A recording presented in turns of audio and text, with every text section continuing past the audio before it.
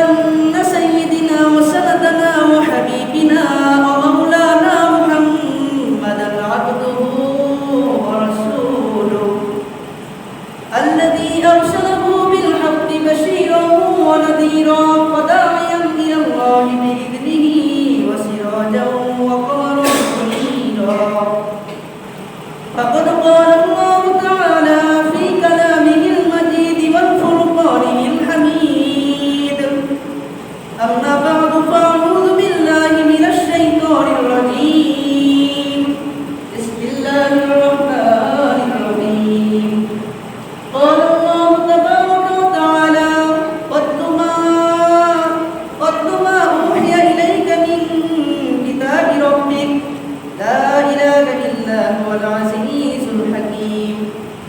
واتل عليهم نبأ بني آدم بالحق إذ قربا قربانا فتقبل من أحدهما ولم يتقبل من الآخر قال لأقتلنك قال إنما يتقبل الله من المتقين. إن الله وملائكته يصلون على النبي يا أيها الذين آمنوا صلوا عليه وسلموا تسليما. اللهم صل على محمد وعلى آل محمد كما صليت على إبراهيم وعلى آل إبراهيم إنك حميد مجيد. اللهم بارك على محمد وعلى آل محمد كما باركت على إبراهيم وعلى آل إبراهيم إنك حميد مجيد. الحمد لله رب العالمين والعاقبة للمتقين والصلاة والسلام على رسوله النبي الكريم وعلى آله وأصحابه أجمعين.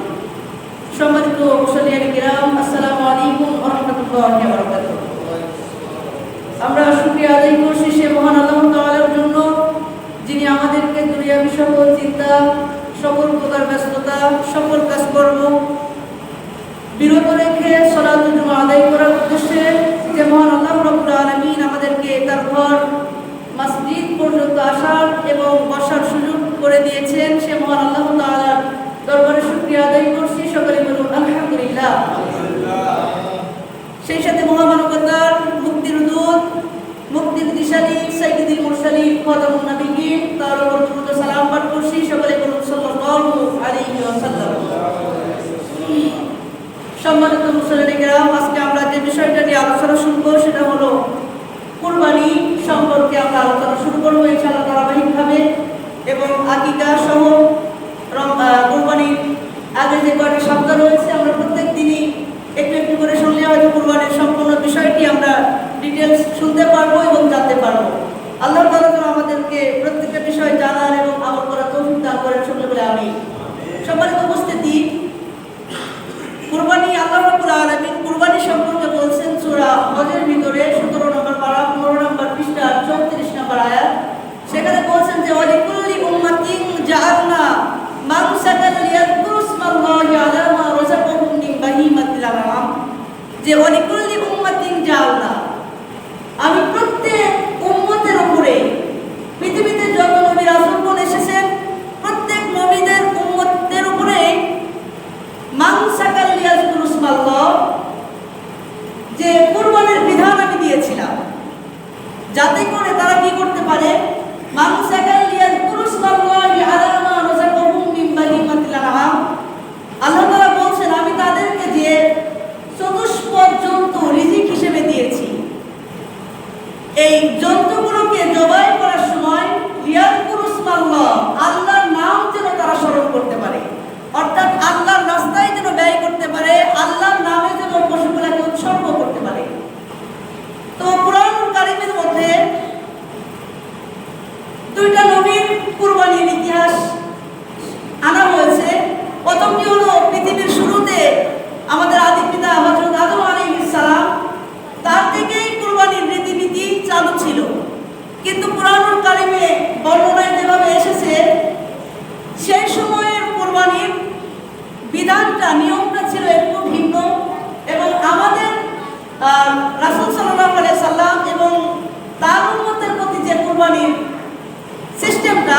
সেটা হলো হযরত ইব্রাহিম আলাইহিস সালাতু ওয়াস সালাম তার রীতিনীতি অনুসরণ করে করা হয়েছে।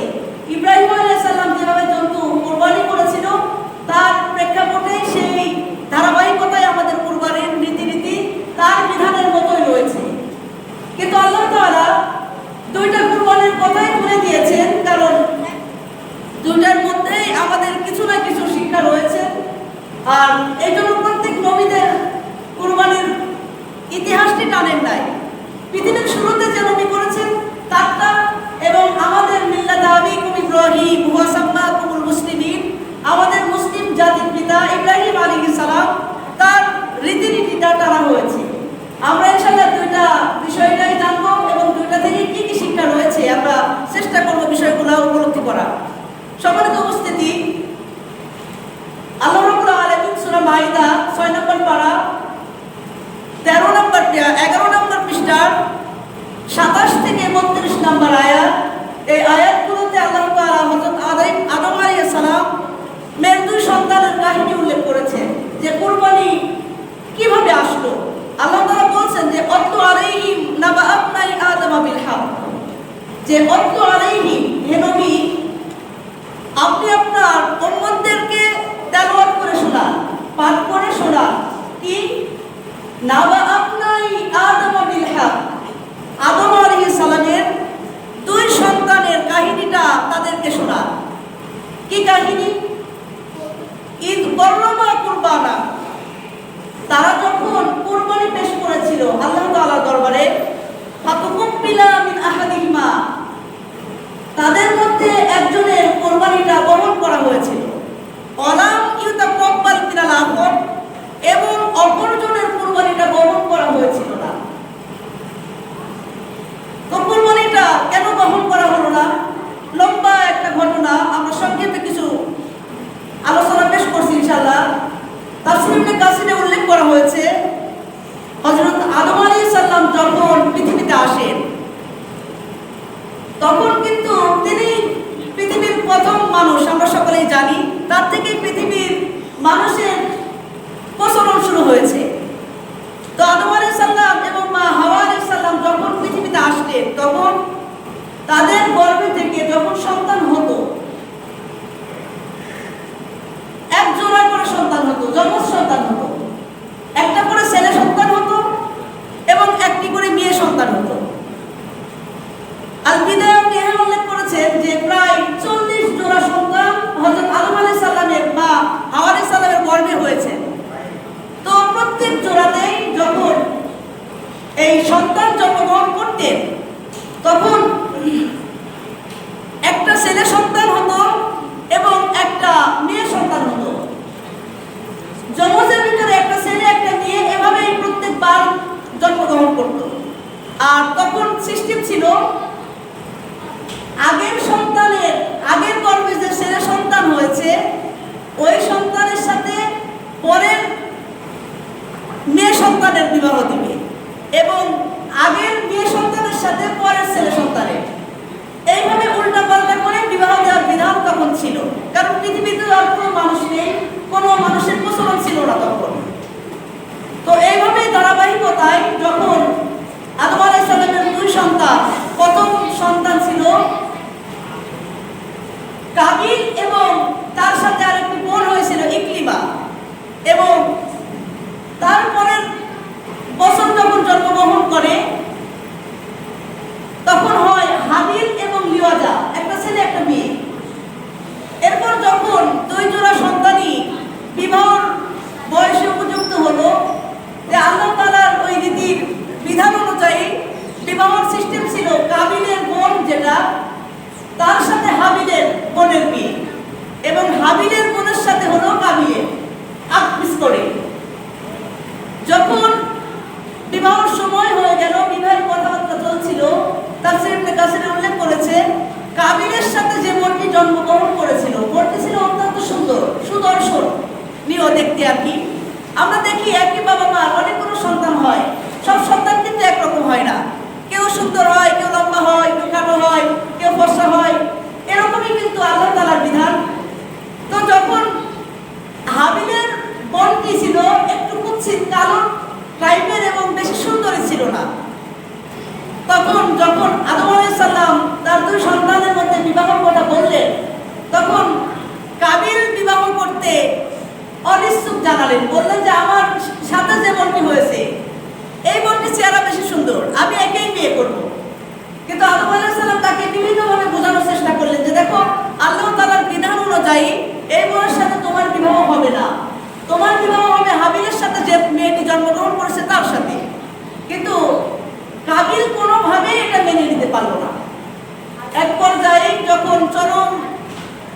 তর্ক বিতর্কের সৃষ্টি হওয়া শুরু করে দিল, তখন আল্লাহ তাআলার পক্ষ থেকে বলা হলো যে আচ্ছা তুমি তাহলে হাবিল এবং কাবিলকে বলো তারা যেন আল্লাহর রাস্তায় কুরবানি পেশ করে এবং যার কুরবানিটা গ্রহণ করা হবে তার সাথে ওই মেয়েটির লিওজার বিবাহ দেওয়া হবে। অতঃপর যখন দুই ভাইকে কথাটি জানানো হলো তখন তাফসীর ইবনে কাসিরে উল্লেখ করেছেন যে হাবিল তিনি গরু মেষ ছাগল এগুলো চড়াতেন আর কাবিল হলো কৃষি কাজ করতেন।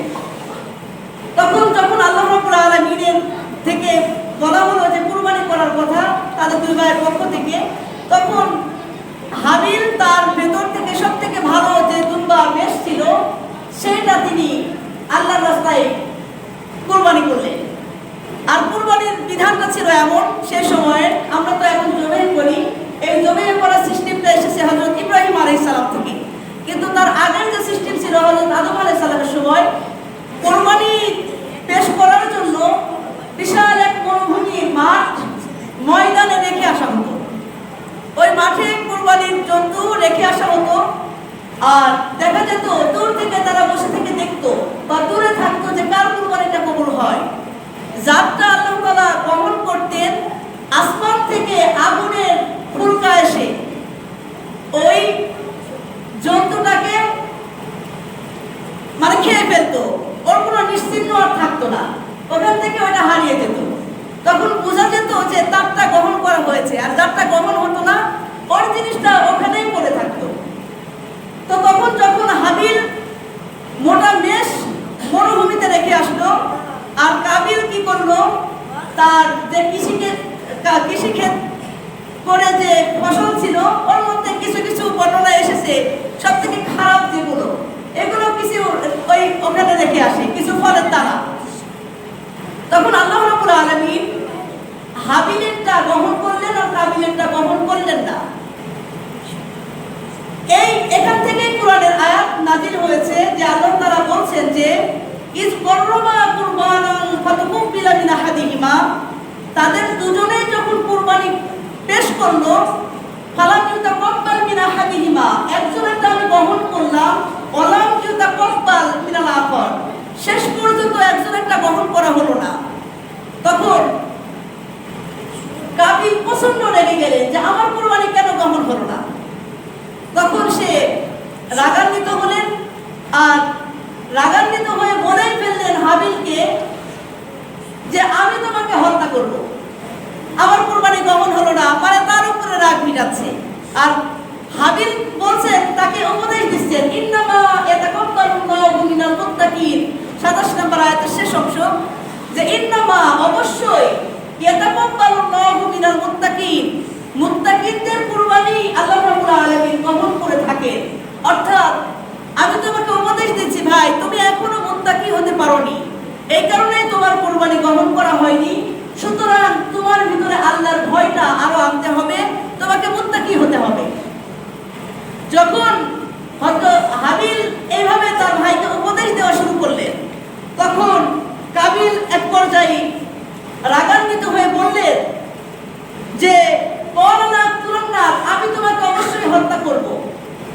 তখন হাবিল বলে উঠল কাবিলকে, লাইন বাসাত্তা ইলাইয়া ইয়াদাকা লিতাকতুলানি, ভাই তুমি যদি আমাকে হত্যা করার জন্য ইলাইয়া ইয়াদাকা লিতাকতুলানি, তোমার হাত আমার দিকে প্রসারিত করো, অর্থাৎ হাত দিয়ে যদি হত্যা করতে চাও, মা আনা বিবাসিতি ইয়াদা ইলাইকা লিয়াকতুলা, আমি তোমাকে হত্যা করার জন্য আমার হাত প্রসারিত করব না। অনেকগুলো শিক্ষা আছে কিন্তু কথাগুলোর মধ্যে। দেখেন ভাষাটি, হাবিল বলছে যে ভালো মানুষ ছিল, সে বলছে তুমি আমাকে যদি হত্যা করতে চাও তুমি আমাকে হত্যা করো, সমস্যা নাই, আমি তোমাকে হত্যা করার জন্য কখনোই আমার হাত তোমার দিকে উত্তোলন করব না। কেন? ইন্নী আখাফুল্লাহ রাব্বুল আলামিন, কারণ আমি আল্লাহ রাব্বুল আলামিনকে ভয় পাই। আমি যদি তোমাকে হত্যা করতে চাই, তোমার সাথে ঝগড়া করি, তাহলে আল্লাহ রাব্বুল আলামিন আমার প্রতি রাগান্বিত হবেন বা আমাকে পাপিষ্ঠ বান্দাদের অন্তর্ভুক্ত করে দিবেন। যখন একটা বিষয় এখান থেকে আমরা শিক্ষা শিক্ষা দিতে পারি প্রথমেই, যে দেখেন আমরা সমাজে যারা বসবাস করি একসাথে, আমরা চলাফেরার মাধ্যমে কোনো কাজের মাধ্যমে যদি কারোর সাথে আমাদের তর্ক বিতর্ক ঝগড়া মন মালিন্য হয়, আমরা তখনই কিন্তু কোনো মানুষের সাথে ঝগড়া ফাসাদ মারামারি, ছোট একটা বিষয় নিয়ে আমাদের মারামারি লেগে যাচ্ছে। আমরা দেখতে পাচ্ছি এখন পত্র পত্রিকায় অল্প ছোট ছোট বিষয়ের জন্য মানুষকে হত্যা করা হচ্ছে, মানুষের উপরে কত নির্যাতন করা হচ্ছে। এই বিষয়টা ইবনে মাজাহ ৩য় খণ্ড ৩৯৬৪ নম্বর হাদিস, সেখানে উল্লেখ করা হয়েছে যে কোন মুসলিম ব্যক্তি যদি দুজনেই ঝগড়ায় লিপ্ত হয় আর যদি তারা দুজনেই তরবারি নিয়ে মারামারি শুরু করে দেয়, আমরা যেমন লাঠালাঠি শুরু করি, মারামারি হইলেই মুসলিম ভাইয়ের মধ্যে মারামারি শুরু করি, তো আল্লাহ রাসূল বলছেন যদি দুজন মুসলিম ভাই তারা পরস্পর তলোয়ার নিয়ে মারামারি করা শুরু করে দেয়, শুরু করার পর যদি দুজনের মধ্যে একজন হত্যা হয়ে যায় আর একজন বেঁচে গেল, এরকমই তো হয়, একজন মার্ডার হয়ে যাচ্ছে আর একজন জীবিত থাকছে, বা একজনের হাত পা ভেঙে দিচ্ছে আর একজনের কিছুই হচ্ছে না। তো আল্লাহ রাসূল বলছেন যদি এমন হয় তাহলে দুই ব্যক্তি জাহান্নামে যাবে। কথাটি বুঝেন, আল্লাহ রাসূল বলছেন দুই ব্যক্তি জাহান্নামে যাবে। তখন সাহাবীরা আল্লাহ রাসূলকে প্রশ্ন করলেন, ইয়া রাসূলুল্লাহ, সে তো মারা গেল, তাকে অন্যায় করে হত্যা করা হলো, সে কেন জাহান্নামে যাবে? যে হত্যা করেছে সে জাহান্নামে যাবে ঠিক আছে, কিন্তু যাকে হত্যা করা হলো সেও জাহান্নামে যাবে কেন?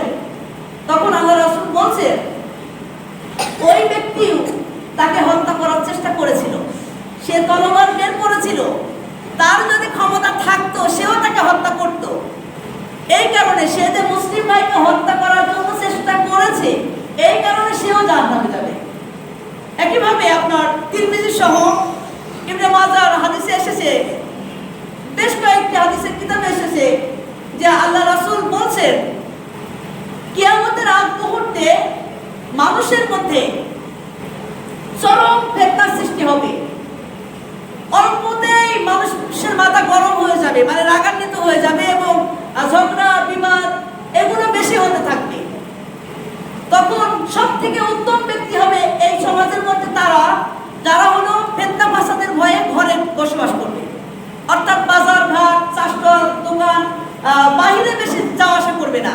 আপনি বাহিরে যত থাকবেন ততই আপনি ফিতনাকে জড়ায় ধরবে, যত মানুষের মধ্যে বসবেন তত মানুষের সাথে সমালোচনা, মানুষের পর নিন্দা কিবোধ হবে, এগুলো হতে থাকবে। কিন্তু তখন আল্লাহ রাসূলকে সাহাবী বলছেন, ইয়া রাসূলুল্লাহ, আমি ধরেন ঘরেই থাকলাম কিন্তু আমাকে এসে যদি কেউ ঘরেই হত্যা করতে আসে, বাড়িতেই মারতে চলে আসলো, তখন আমি কি করব?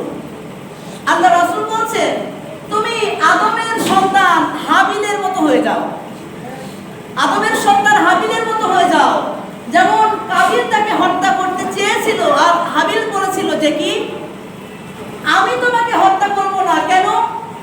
ইন্নী উরিদু আন তাবু আবি ইসমি ওয়া ইসমুকা, আমি চাই ইন্নী উরিদু আন তাবু আবি ইসমি ওয়া ইসমুকা, আমার পাপ এবং তোমার সমস্ত পাপ সব তুমি বহন করো।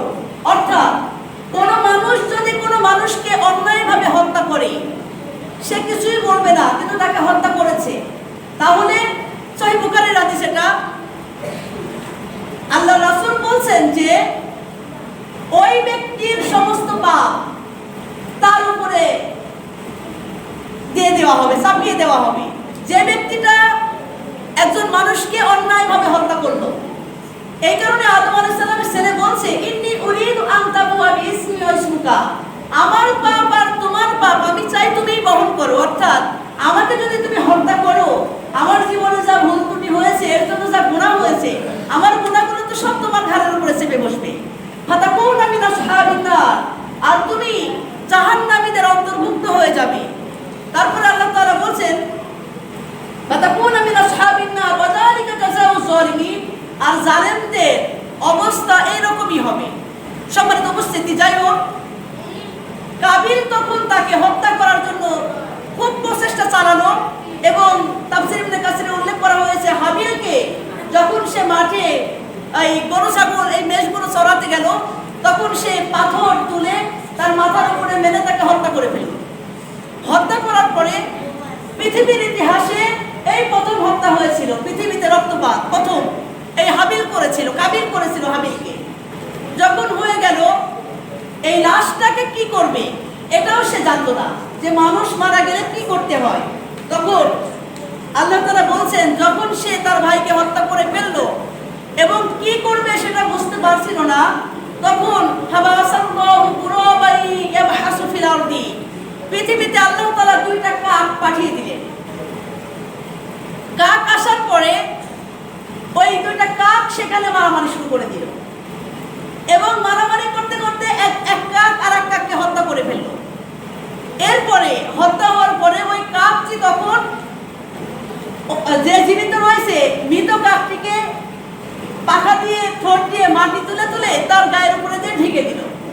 তখন কাবিল এটা বুঝতে পারলো যে এইভাবে মানুষকে মাটিতে পুঁতে রাখতে হয়। তখন আল্লাহ তাআলা বলছে,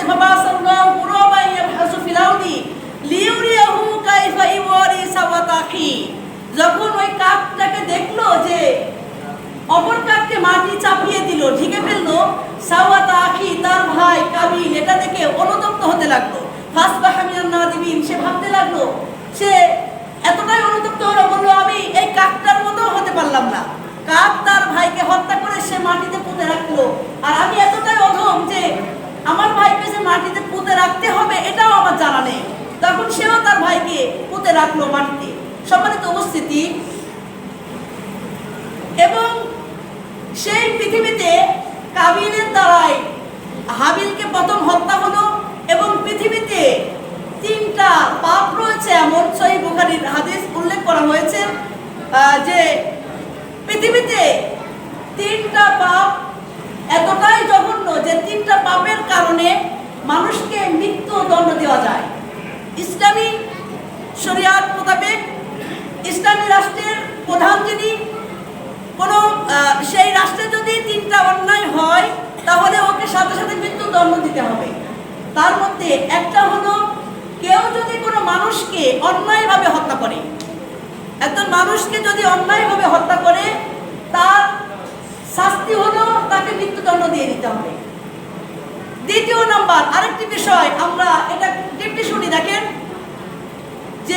যে তিনটা অপরাধের জন্য মানুষকে মৃত্যুদণ্ড দিতে বলেছেন আল্লাহ রাসূল, তার মধ্যে একটা কি, কাউকে অন্যায়ভাবে কোনো মানুষ হত্যা করলে তাকে মৃত্যুদণ্ড দিয়ে দিতে হবে। দ্বিতীয় নম্বরে, কোনো পুরুষ অথবা কোনো নারী বিবাহ হওয়ার পরে যদি সে জিনায় লিপ্ত হয়, এটা আমাদের সমাজে অত্যন্ত বেশি হচ্ছে। এখন মিডিয়াতে আমরা দেখতে পাচ্ছি হাজার হাজার এরকম হচ্ছে যে বিবাহ করার পরেও বউ আরেকটা ছেলের সাথে চলে যাচ্ছে, বা বিবাহ করেছে ওই পুরুষ আবার আরেকটা নারীর সাথে পরকীয়া করছে। প্রচন্ড কিন্তু জঘন্য পৃথিবীতে অপরাধের মধ্যে এটা একটা অপরাধ। আল্লাহ রাসূল বলেছেন ওকে মৃত্যুদণ্ড দিতে হবে, ওর অন্য কোনো সাজা নেই। এটা কোরআনের আয়াতে আসছে সূরা নূরের মধ্যে, কোন বিবাহিত নারী অথবা পুরুষ যদি জিনায় লিপ্ত হয় তাহলে তার শাস্তি হলো তাকে মৃত্যুদণ্ড দিতে হবে। হয় তাকে পাথর নিক্ষেপ করে শাস্তি দিয়ে মৃত্যুদণ্ড দিতে হবে, অথবা মরুভূমির ভিতরে নিয়ে যায় মাটি চাপা দিতে হবে, মাটি চাপা দিয়ে পুঁতে ওকে পাথর নিক্ষেপ করতে হবে, অথবা গাছের সাথে বেঁধে তাকে পাথর নিক্ষেপ করতে হবে। তাহলে দুইটা অপরাধ। আরেকটা হলো, কেউ যদি মুসলিম হওয়ার পরে, ইসলাম সম্বন্ধে সবকিছু জানার পরেও সে যদি ধর্মকে ত্যাগ করে, এই তিনটা কারণ সহিহ বুখারীর হাদিস এটা। যে তাহলে একটা জিনিস আমরা কিন্তু জানলাম কি, পৃথিবীতে এই তিনটা অপরাধের জন্য মৃত্যুদণ্ড দিতে হবে আল্লাহ রাসূল বলেছেন। একটা, কাউকে অন্যায়ভাবে হত্যা করলে। দ্বিতীয়টা, ব্যভিচার করলে বিবাহিত পুরুষ অথবা নারী। তাহলে আমাদের এই বিষয়টা আমাদের জানতে হবে এবং আমাদের মানুষের মধ্যে প্রচার করতে হবে যে আসলে আমরা অনেক এরকম হাজার হাজার হচ্ছে, ভারত থেকে শুরু করে সব হাজি গাজি হুজুর নাই, আমরা দেখছি সবাই এরকম পাপের সাথে লিপ্ত আছে, আজকে আমরা দেখতে পাচ্ছি।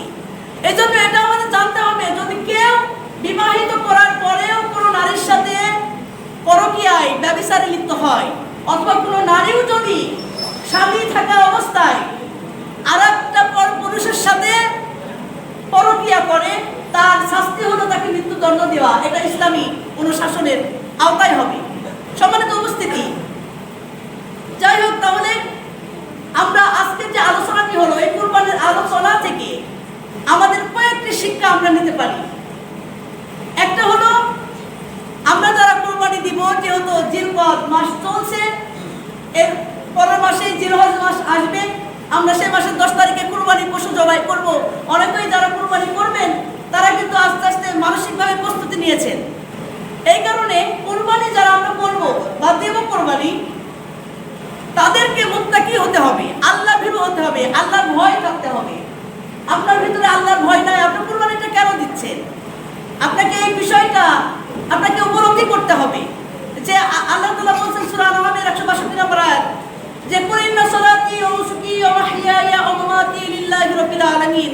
এর নবী আপনি বলুন মানুষদেরকে যে ইন্না সলাতি, তারা যেন বলে ইন্না সলাতি আমার নামাজ, ওয়া নুসুকি আমার কুরবানি, ওয়া মাহইয়ায়া ওয়া মামাতি এবং আমার জীবন এবং আমার মৃত্যু সব কিছু লিল্লাহি রাব্বিল আলামিন, একমাত্র আল্লাহর জন্য উৎসর্গ করলাম, আল্লাহর জন্য করছি আমি।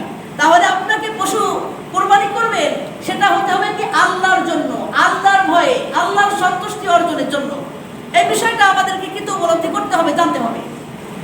দ্বিতীয় নম্বর শিক্ষা হলো,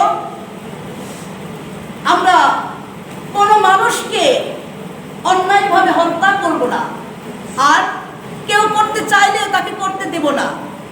কোনো ব্যক্তি যদি কোনো মানুষকে অন্যায়ভাবে হত্যা করে, সূরা নিসা 5 নম্বর পারা 12 নম্বর পৃষ্ঠা 93 নম্বর আয়াত, আল্লাহ তাআলা বলেন অমান কতালা মুমিনান মুতাআম্মিদান ফাজাযাউহু জাহান্নাম।